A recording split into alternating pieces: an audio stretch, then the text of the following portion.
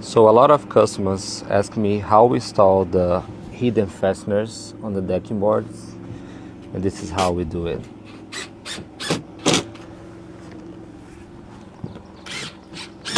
The board has a groove on that side. That's exactly where the fastener goes, and then we snap a line, make sure it's straight.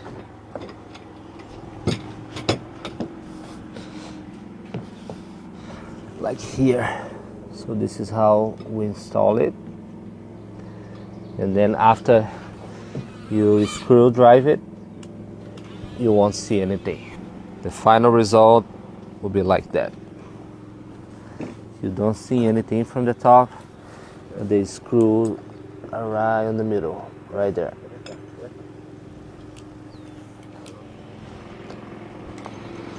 This is how we install our decking boards.